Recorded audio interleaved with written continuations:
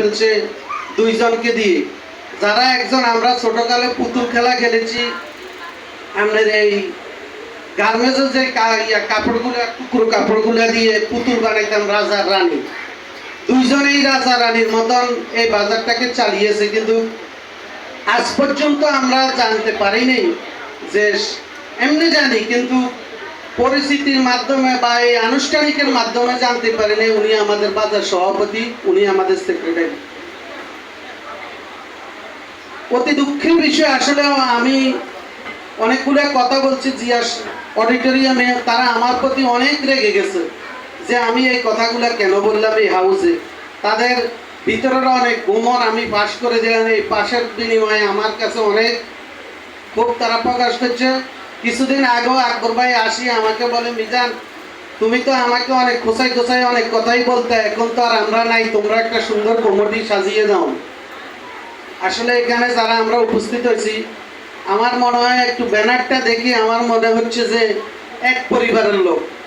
আসলে এক পরিবারের লোক হলেই হবে না, রামগঞ্জে আরো লোক আছে, শুধু আওয়ামী পরিবার ছাড়া বা আওয়ামী গ্যাসা ছাড়া কোনো লোকেই ইয়াতে যাতে স্থান না পায়। কারণ তারা দীর্ঘদিন যেভাবে রাজত্ব করেছে, এটা জুলুম, নির্যাতন, জালিমের জুলুম থেকে যাতে আল্লাহ আমাদের হেফাজত করছে, আমরাও চাই এই জালিম যাতে আর কোনোভাবেই এইখানে তাদের কোনো স্থান না হয়।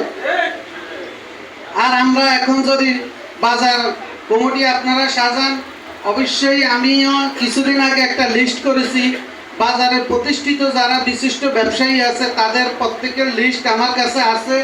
আমি যে বাজারের যারা নাইট গার্ড ছিল বা বাজার পরিচালনা করতে আমাদের রেদওয়ান সাহেব, ওনারে দিয়ে আমি একটা লিস্ট করেছি একবারে সেই ব্রিজের গোড়া থেকে একদম দক্ষিণ মাথা থেকে ওই যে গার্ল স্কুল পর্যন্ত, এদিকে বাস স্ট্যান্ড পর্যন্ত একটা রুট ম্যাপ করে আমি লিস্টি করেছি।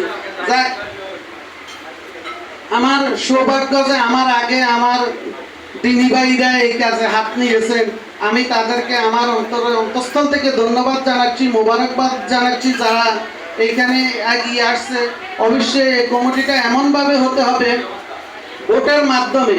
অতীতে যে আমরা একটা ভোট প্রদান করতে পারি নাই, অন্তত এই বাজার ভোটটা যাতে আমরা দিয়ে প্রতিষ্ঠিত করতে পারি যে আমি একটা ভোট দিতে পেরেছি। এই বাজারে প্রতিষ্ঠিত যারা আছেন সবাই ভোটের মাধ্যমে একটা নির্বাচিত কমিটি যদি হয়, তাইলে ওনারও মূল্যায়ন হবে, বাজারে প্রত্যেক ব্যবসায়ীর মূল্যায়ন হবে, প্রত্যেকের খোঁজখবর নেওয়া হবে, প্রত্যেকের দ্বারে দ্বারে তারা যাবে।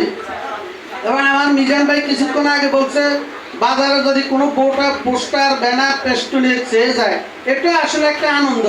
ভোট হচ্ছে ঈদের আনন্দের মতনই আনন্দ হয়, ভোট না থাকলে কোনো আনন্দ নেই। ভোটের মাধ্যমে যারা বাইরে আছে তাদেরকে দাওয়াত দিয়ে এরকম আরেকটা সভা আপনারা ডাকবেন। এই সভাতে যাতে আমাদের বিএনপির বাইরেও উপস্থিত থাকে, জামাত, শুধু আওয়ামী পরিবার ছাড়া সবাই উপস্থিত থাকবে, হিন্দু বৌদ্ধ খ্রিস্টান সবাই থাকতে পারে। এই বলি আমি আমার বক্তব্য শেষ করছি। বক্তব্য শেষে আমি আল্লাহর কাছে প্রার্থনা করছি আল্লাহ যেন দ্রুত আমাদের আশা পুরিয়ে দেন। এ বলি আমি আমার বক্তব্য শেষ করছি। আল্লাহ হাফেজ।